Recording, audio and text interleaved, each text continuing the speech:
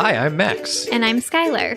Recently, we decided to start watching Bob's Burgers to see what it was all about. And it didn't take us long to become completely obsessed with the show. But one of the things we love the most about the show is the brilliant end credit sequences. Which is why we created this podcast. Each week, we're going episode by episode to talk about the elaborate end credits. We're excited to have you join us right here on Bob's Credits. We'll make sure the Bob's Burgers end credits get the credit they're due. All right! Mamma mia, here I go again. My, how can chipperoo? A little ABBA. Yeah. A little... What is that thing called? Meryl Streep. Yes. Amanda Seyfried. Love her. Cher. Someone recently asked us, I don't know who or where, but they asked, it was in our Patreon mailbag episode. This is why you guys need to be on Patreon. They asked us if we actually haven't officially answered this one, but it was a good question. If you could pick an actress to voice a Bob's Burgers character, who would they be? And I think Amanda Seyfried would be wonderful. I 100% agree. There's something very special about her, and I think she could do a fun voice on the show. I mean... Or she could just be herself. Or say it, Max. She can do her... What's the woman's name? Elizabeth Holmes. Deep voice. The one from The Dropout. She was so good in The Dropout. If you haven't watched The Dropout yet, it is worth it, even if you already know the story. Oh, it's so good. But thank you for mentioning our Patreon there, because we have a new Patreon subscriber to thank. Okay. And we have to burger pun their name. Let's hear it. Thank you so much for joining us, Tatiana. Tatiana, moving forward, you will be known as the Tater Toti Prana Burger. Oh my gosh. I love tater tots. I don't know about the prawn part. Little grilled shrimp and tater tots? Oh, potatoes? Sounds good to me. I'll eat it. I think I would just want to be the Tater Tatiana. Tater Tatiana. Yeah. Okay. Like, I just want cheese, meat, and tater tots, and leave me alone with my burger. Sounds good to me. Thank you so much for joining us on Patreon, Tatiana. If you would like to have your name burger punned here on the show, if you want to listen to what Skylar mentioned, our mailbag episode with all sorts of questions where we answer all sorts of things, along with 30 plus other episodes, you can go subscribe to Patreon, patreon.com/BobsCredits. That's right. I just was trying to do the math of when this episode would be published. We're never good with that. New year, new you. I hate that phrase, but how about new year, new Patreon subscription and community? Yeah, come join us. Yeah, that should be the official new saying anyway. Yeah, for sure. Yeah. For sure. New year, new secret menu. Oh. See, you get the U in there still. I love that. Max, are you ready for Skylar Sides, the fun facts before the fun facts? Dish it, girl. Before I get into this Louise-centric fun fact, I have a pitch for you. Pitch me. All right. Pitch it, girl. So occasionally you take over Skylar Sides.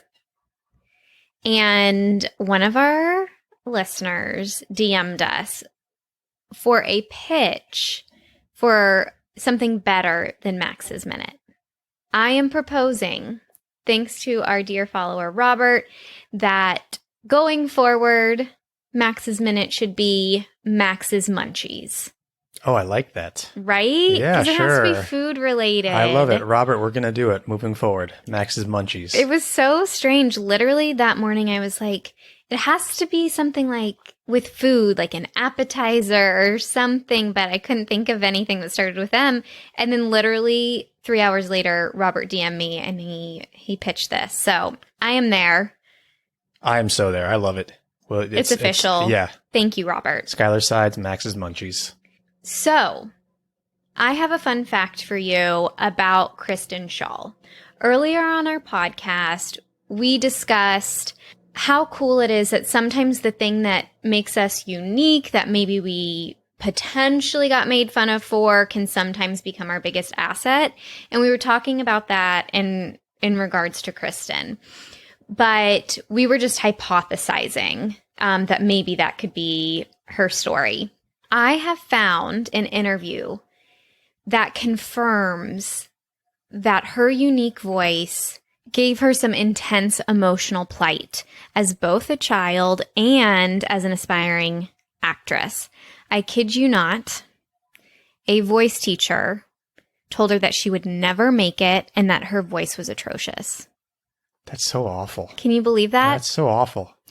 So I have to read some quotes because I love this kind of stuff. This is from The Daily Beast, which is from the podcast The Last Laugh, I believe. Shaw says, "I knew my voice was different," as she recalled a time when she was made fun of for the way she talked in middle school. And so she asked her mom what was wrong with her voice. And her mom said, "You just have a different voice." Shaw then went to Northwestern to study acting, which I actually didn't know. Did you know that? I did not know that, no. Very cool. And she says, "Every person that I came into contact with was like, oh, your voice, your voice, your voice," and not in a good way. She then continues, "And then I had to take a voice class because I was in the acting program. And when I went in to register, the voice teacher was like, oh, there's nothing we can do for you. You are not going to make it. That voice is atrocious." Wow. That's horrible. I do want to point out how very Linda and Louise, that conversation with her mom was about her voice. Yes, you're not bad. You're not wrong. You're just different. Yeah, and I'm glad she didn't listen to them and kept pursuing it because her voice is so great. And it was great on Flight of the Conchords. It was great on Last Man on Earth, but obviously it is iconic as Louise. I don't think this show would be the show without her as Louise. It's a perfect voice, and her performance as Louise is just perfection. It really is. So, a moment of gratitude that Kristen Schaal kept pushing forward. And did not listen to those awful comments about her voice. Amen. Should we play a little Bob Punter Max Pun before we get into the episode? Yes. I need something to lift my spirits because that kind of made me sad. Okay, we are doing pest control trucks this week. I love it. Are you ready for your first pun, Skylar? I'm so ready. Might as well.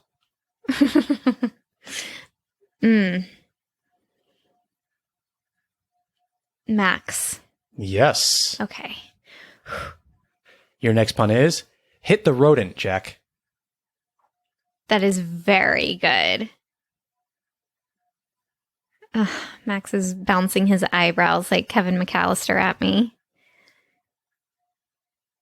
I want to say Bob's, but the way your eyes are shining with pride, I guess I'm going to say Max. Yes. Oh, whew. I was trying to trick you by having too much pride about it, but I guess What? I was like, if I pretend like this is mine and be all excited about it, maybe she'll go Bob's. Whoa. So that did not work. Your next pun is roach for the sky. Max. Bob's. Eh. And your final pun is Jiminy Crooked. Max? Bob's. No, that was really good. Strong Bob's needed a showing good in the one. first half. Whatever. Fell off in the second half. Let's shake it off and get right into the episode. Yeah, this is a good episode. Skylar, can we have the title and synopsis for Season 7, Episode 12, please? The title is Like Jean for Chocolate. When Jean's favorite candy, Chunky Blastoffs, get a rebrand, he's determined to finally follow through on a project. He'll get the candy business people to change the formula back. Linda's totally down to drive the kids because candy. Meanwhile, Teddy convinces Bob to break into the golf course to steal the balls at the bottom of the lake. He's sure they'll cash out big. This episode came out on March 12th, 2017. It was written by Rich Rinaldi and directed by Brian Lo Schiavo. This was delightful. I love this episode. It is so much fun. I love Jean getting to have a storyline and kind of run things for a bit. It doesn't happen enough. Yeah, it reminded me how much I love Jean. Me too. And how much I relate to him in that he's a creative and he likes creating. And when you're someone like that, who's a creative and also has ADHD, you start a lot of projects. You start so many, you keep starting projects. And your heart is so in the right place. Yeah, and you don't always follow through on those projects. But you want to complete things. Yeah, and something that we're seeing in season 13, which is where we are currently, if you're listening to this in live time, they keep really developing his talent, which is really fun to see, but flashback to season 7 and he's still like a little all over the place. And first of all, I just want to say this proves that Gene can handle being the lead of an episode and it needs to be done more. Agreed. I hate that I want to say something that annoyed me because I loved this episode so much and I loved Gene so much in this episode. But I'm just going to get it out of the way. I wish Gene didn't have to talk like this the whole episode. Too much screaming for Gene. Yeah, and there were great moments when, he stands on the table and he has the lecture. I think maybe that's why he doesn't feel as grounded as some of the other characters sometimes. He's just a great character, and it's sad because, and we've talked about this with Aunt Gail, there are some people who truly do not like Gene. Mm-hmm. And if you go and look at the numbers on hashtags under Gene Belcher, he is always the lowest Belcher. So he's clearly not a fan favorite. And I just think that's wrong. How do you feel about Gene? I think when we first started watching the show, Gene was my favorite. Me too. And it's weird that he's kind of fallen in those rankings just because I think he started so strong and the other ones kind of have had more growth, it almost feels like, than he has. I'm going to say this. You just sparked a thought for me. Gene is fantastic. It's not his fault. The writers have not let him step up enough. Yeah, maybe it's just that he does, like we said, he does not get enough opportunities to, and this episode shows, like we said, that he can, and he's great, and he's just as enjoyable as the other two Belcher kids, and he doesn't have to just be a supporting player. Or the one with the best one-liners. Yeah. I loved having him paired up with this child-like adult, because I think sometimes people might feel that way about how Gene might grow up, but seeing them reflect each other, and Gene, he's down to throw taffy at the wall, but then he's like, no, I am serious about creating change in this candy company. It was a nice reminder that Gene has so much depth. This is a good time to talk about his new friend over at Spratz. I guess I would say he's the Kendall Roy of Spratz. Kendall Roy, no. No? Kendall can make some moves. He's the, what's his name? Kieran Culkin? Roman. He's the Roman Roy. Although... Not as vulgar. A really great comparison, I think, is Bobby Newport from Parks and Rec. Which one's Bobby Newport? Oh, the candy guy. The candy guy who's literally Paul a Rudd? man-child. Yes, exactly. That is true. I thought you were going to say Cousin Greg from Succession. Or Cousin Greg. He is voiced by Judah Friedlander, who, Judah Friedlander is known for his trucker hats and his sideburns, longer hair, but he was one of the writers on 30 Rock. In the writer's room. I know exactly who that is. That's so funny. He's just got a very specific look, and he has that look in everything. And he was also known for, there was a Dave, I can't remember which Dave Matthews video it was, but he was hugging everyone in it. That's what he was known for. Okay, so I feel like those are the top two things he's known for. Those are good things to be known for. And maybe he was on VH1's Best Week Ever, which was a show I used to watch all the time. What is that? It was people it was comedians and stuff, early internet era, who would comment on headlines of the week and stuff. Oh God. It's almost like the Soup. It's kind of what it was. Yeah. Without a host. It was all different comedians, Paul Scheer, all these people that probably have done voices on Bob's Burgers were on that show. Wow. Flashback. Yeah. Let's stick with some voices here. Yes, please. The tour guide, Michelle, who you said to me, that sounds very familiar. Brooke Dillman, who we've mentioned so many times on the show, does so many voices on Bob's Burgers, a lot of etc. characters. Uh-huh. She is, any guesses who I always say she is to you so you know who she is? Any guess? Nat. She voices Nat. No, that's Jillian Bell. I just guess that every time. She is Pam's landlady on that episode of The Office. Oh, God, that Skylar. Pam sets her up with Michael, and Michael's so mean to her. Brooke Dillman.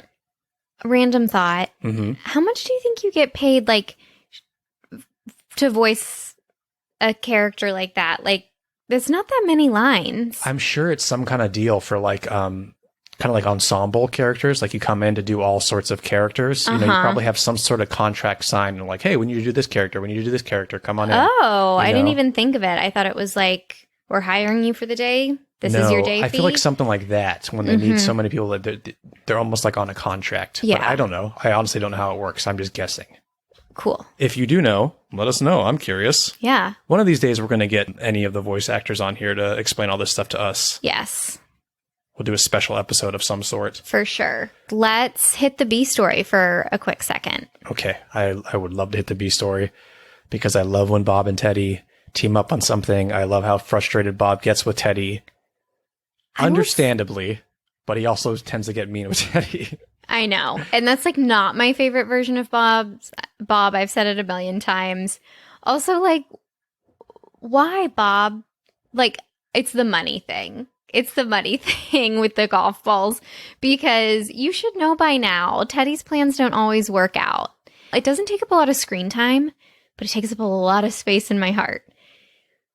When Teddy is trying to go under and breathe through the hose going into the lake and he keeps gagging, I was like cracking up. It was like very great physical comedy. And then when they've done it, they've got all these golf balls, they're totally going to make a profit. And then they have to run away from the security guard and all the balls are just falling out of the buckets as they go down the stairs. I just genuinely was cracking up. It's such a great B story, and I'm really glad you brought up the scene where Teddy's trying to go under the water because you leaned over to me and said, that sounded like it was improv. And you were 100% right. It was improv. And even it was such a good improv that Lauren Bouchard posted like outtakes of the improv on his SoundCloud. And just as an example of like brilliant improv, do you want to take a listen to some of it? Do I want to take a listen?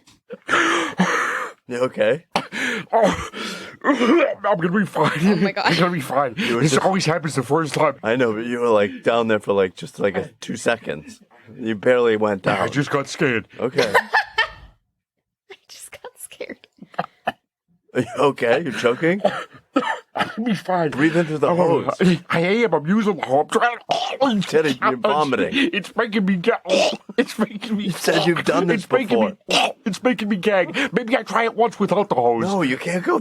That's why I'm here. Those guys with the sponges, don't they do that? Teddy, just go down. I don't need a hose. What do I need a We hose don't for? have all night. Go. I'm gagging every Dive time I try down, it, buddy. Teddy. I'm gagging every time. I'm gagging every time I put it in my mouth. We won't play all. There's like 5 different versions of this. It's so funny because you can hear them laughing in the background or like laughing in character, and it sounds like they're having so much fun. And we'll post the link on our show notes if you want to listen to the rest of them because they are so funny, so well done. And you're right. Like sometimes that improv, you're like, that has to be improv. It's too good and like in the moment. And I love that they toss those in the episode. Me too. And thank you for pointing out that they're laughing because that gives me so much joy. It's my favorite whenever characters break and they keep it in for whatever reason. This is just the show that keeps on giving. Do you want a few fun facts that I can just kind of go Please, through? Or do you have just anything else you want to say knock specifically 'em to about this me. episode? I loved it. That is what I want to say. Okay. So let's talk about the title. Obviously is a reference to... I will say this one. Sure. Like Water for Chocolate, it is on the Skylar movies that she will make Max watch in the next 2 weeks. And somehow that list has gotten lost. Yeah, I am really good at misplacing that list, even though it's on my phone. Yeah. So I love that movie. I can't wait to rewatch it with you. It is a movie based on a novel by Laura Esquivel. Esquivel. The only thing I remember from the movie, besides being profoundly moved by it, is that her sister has bad breath and so she can't get a husband. And so her sister's like, here, and she makes her eat mint. So Does she have like, chocolate breath? Because chocolate has like, it has a bad aftertaste and like breath. It does? Yeah, sure. Okay. I'll eat some chocolate tonight and talk to you like 3 minutes after. Really, really close to your face, and you can tell me. I have a question for our fans. Okay, I can't wait for this. I don't know if it's just me. I talk to you about this all the time. You know, when you see really good acting or really hysterical comedy acting, and they're talking to the actor's talking to their co-actor in their face, I always get so freaked out if for some reason I became an actor, which I have no interest in, and have to do a scene with a scene partner. I'm like, how do I get my breath good enough to be screaming in someone's face like that? You know the secret. What's the secret? Listerine mint strips. The best freaking mouth refresher of all time. I've got boxes of them in the closet. I've collected them in case they ever go off the market. But I'm like Larry David. He's shown that on Curb Your Enthusiasm that he is obsessed with like keeping his breath fresh. And I get that. I don't want to like have like not fresh breath when I'm talking to someone. And if I was an actor and had to do scenes, not even like you said, not even like kissing scenes or romantic scenes or like love scenes, I would That be doesn't like worry me. just in someone's face. Oh, I would all the time. I would have that just ready to go right before we shot. Your scene actors are going to hate you because what we've learned from eating those Listerine strips and then putting a mask on is that if your breath hits your eyeballs, you are going to cry.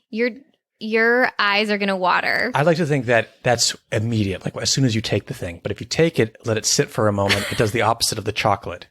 It refreshes the breath without being spicy enough to make people cry. Maybe the person needs to cry in the scene and then two birds, one stone. I know. That's really ingenious. But you also hear about like actors pranking each other by like when they do have love scenes, they'll like bite into an onion before or I have heard something that. garlicky. That's so mean. See, my ego can't take it. I would be like Teddy in that clip we just listened to if that happened to me.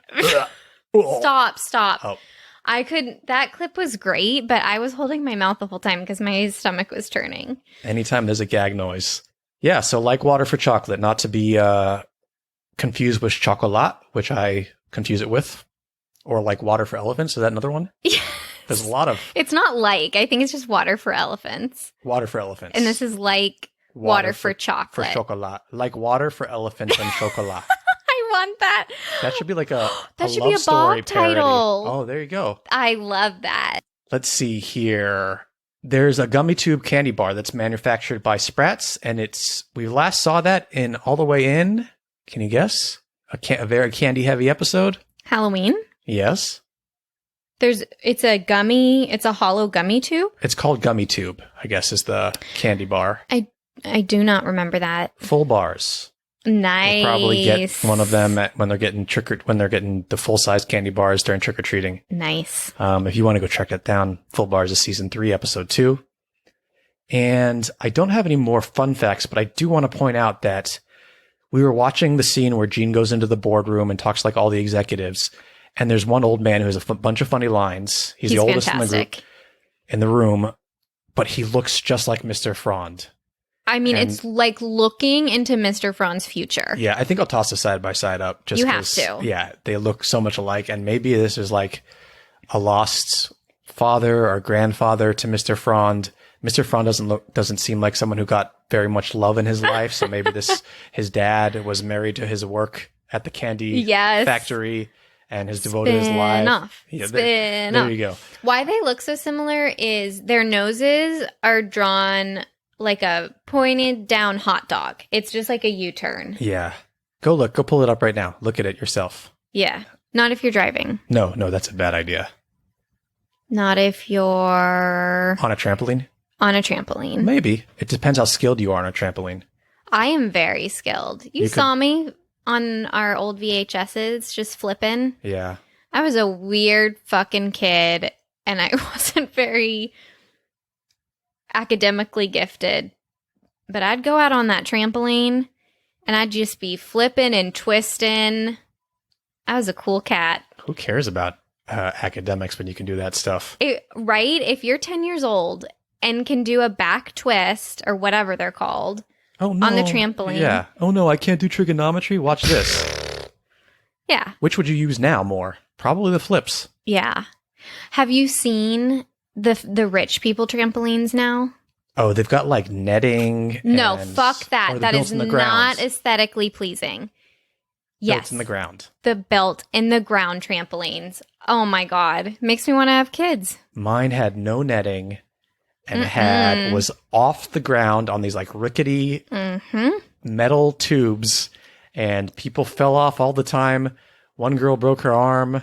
At your house. Yes. Were her parents mad? No. They understood. Because it was the 90s. Yes. Miss it. Yep. Anything else you want to say about this episode before we get into these end credits? I'm ready. Okay. So the last minutes before the end credit is Jean has returned, the whole family has returned to the restaurant, and Jean has inherited what should be an endless supply of chunky blastoffs, but we know it's not going to last forever for him. No, Bob says like a month. Look at that thing. It's going to last you into your 20s. I give it a month. I give it a week. And I will spend that week in this box. Please forward my mail to this address. Gene, give me one. No. Give me one. No. Give it. Give it away.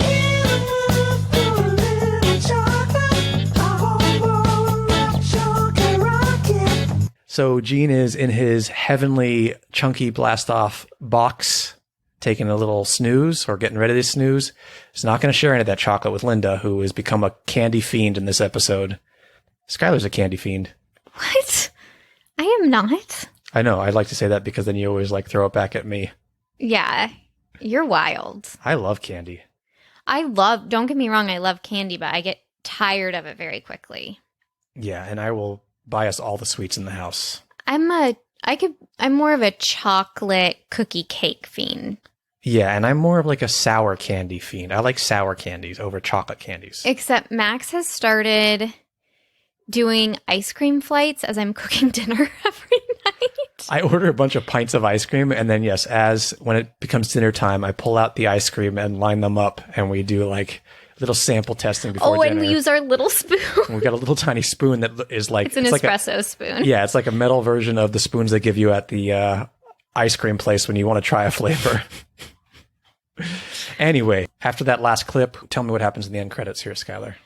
So the girls are prepping burgers, classic kitchen scene. Bob is scratching his butt, and we get this fantastic music, which I can't wait to hear the lyrics for. And we get Jean in a Rocco box. A Rocco box. A Choco Rocco box. Chunky blast off rocket box that he wore to sneak into the executive boardroom. Oh, his sister's helping him. Yeah. It's Really cute. sweet. It's cute. I want to point out that I love how when Louise puts the hairnet over her ears and they like droop Bend down. down. It's so cute. When I saw that when we were watching the episode, I was like, this would just take too long. So if you ever see one of these images, send it to me because I want to make a carousel post on Instagram of every single like hat that like anytime her ears have to be pushed down for a different reason. I just think it would be really funny to swipe through. Oh, totally. Yeah. So he's really just like, he's in his little like, I'm going to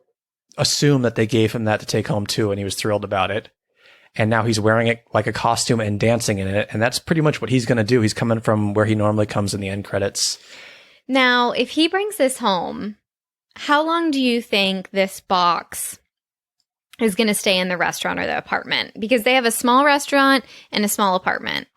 I could see him pulling it into his room for a very long time. Okay. If it's in his room, that's fine. Yeah. But this is like something that I would bring into our apartment and you'd be like, no, we can't keep this here for much longer. And then 3 years would pass and I would very politely say, do you want to make a decision about the box now? And you'd say, yeah, I'm going to do it.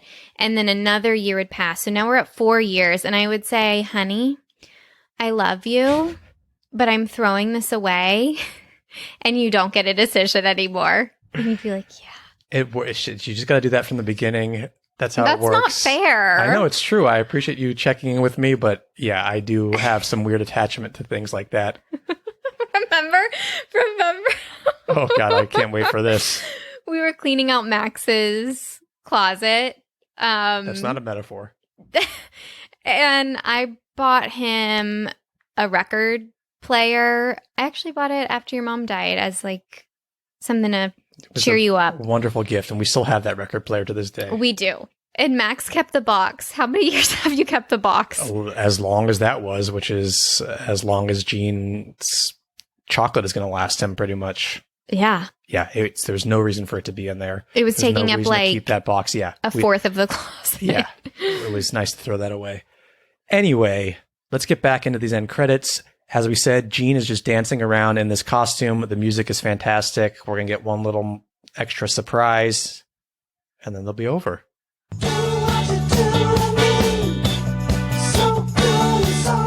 Oh, Linda. Blast off. Why did you say, "Oh, Linda"? You tell us. Well, she walks into the window to get the burger that she has to deliver, but she is snacking on candy. She has a box of candy. It almost looks like Thin Mints. Now, is her mouth bright green? Oh, yeah, maybe. Let me go back a little bit. At the end of the episode, it's bright blue, which is hysterical. Ready to blast off? Yeah, it looks like her mouth is green, even though it looks like she's eating it looks like Thin Mints to me. Like Yeah, she's got so it would a be green brown. box and these chocolates are coming out and she's like shaking it and they're like flowing into her mouth. You know, at least it's not cat food, so That's true. We have upgraded since, was it the last episode or 2 I episodes think ago? two ago. episodes, yeah. Because if I walked in and saw a woman downing Thin Mints into her mouth, I'd be like, this is a place for us. Yes. Can I have that for dessert? Would be my Yeah. question. Yeah. Oh man, I'm going to go order us a Thin Mint pint of ice cream now. You're not going to support the Girl Scouts. You just want knockoff. Oh my God, those Girl Scouts will get you. They will You get cannot you. go shopping without them yelling at you. I don't really buy Girl Scout cookies anymore because It's a cult. no, Max. Because I got in trouble. I can't say no. I'm a people pleaser. We know this, blah, blah, blah. But when I was little, when I was in elementary school, I couldn't say no to all the Girl Scouts passing around their cookie things. And I had to tell my mom that I bought like 1 million boxes and that we I needed the cash. Did you buy 1 million boxes? It wasn't 1 million, but it was way too much. I just couldn't say no. I can just see you like coming home and walking through the door, putting like your jacket down and be like, Mom, I bought 1 million boxes of Thin Mints. You got to go pay, and then going and doing backflips on your trampoline. Yes.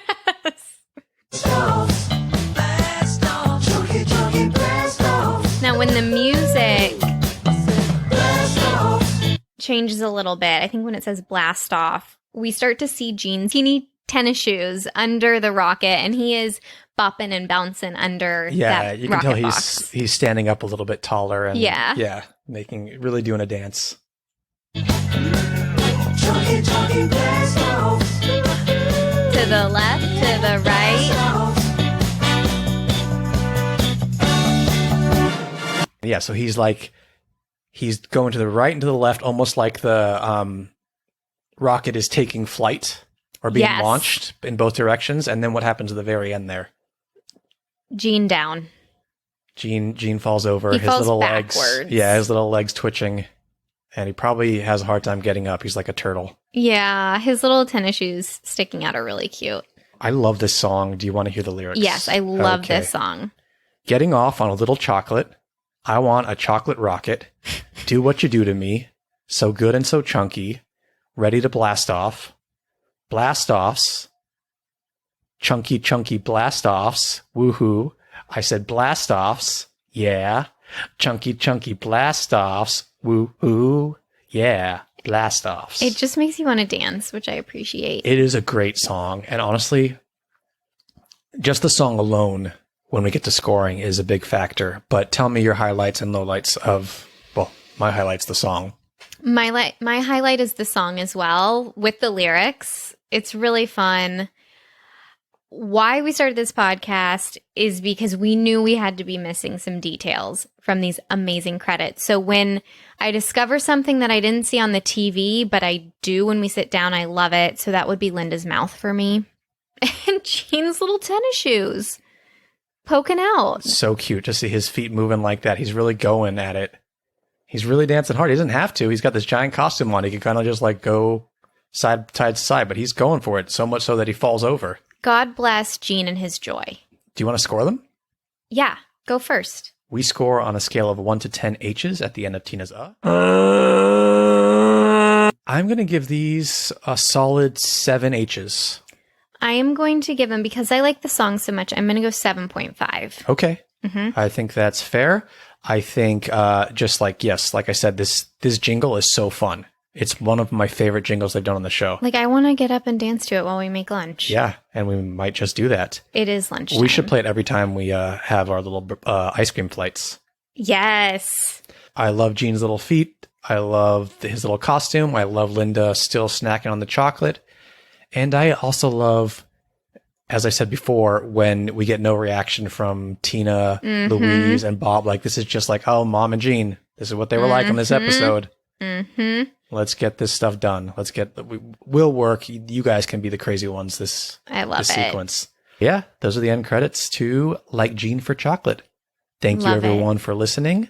Go follow us on Instagram to see that side-by-side, Bob's Credits, TikTok, Bob's Credits, YouTube, Bob's Credits. Get there before all the good stuff starts going up. We have a lot of big plans for 2023 with YouTube, so you can be one of the first. Support us on Patreon, patreon.com/Bob's Credits. Skylar, what am I leaving out here? You're not leaving out a thing. Okay. Well, you can follow us on Instagram personally. I'm at Oh Hello, It's Max. I've gone private here and there because I'm kind of tired of like... Really? Yeah, I might make it public again, but... You're private right now? Yeah, I'm private right now. So if you do follow me over there... Do I need to beat someone up for you? No. I just got tired of it. What? I just got tired of it. I got tired of like thinking like I want my posts to do well. Yeah, I don't need to go into this, but I want to hear about this later. So and the hashtagging, I was like, I just want to post and not care and like let people who actually follow me see it and see if that's So Okay. if you do choose to follow me, which I would love to have you follow me, just send me a DM saying you're a Bob's Credits listener, just so I know to like approve the follow request. Oh, cute, exclusive. Oh yeah, and you can follow Skylar at No Crying and Cooking. Yep. And hers is public, so don't worry about what I just said for hers. Yep. What else do you have to say before we get out of here? Stay choco.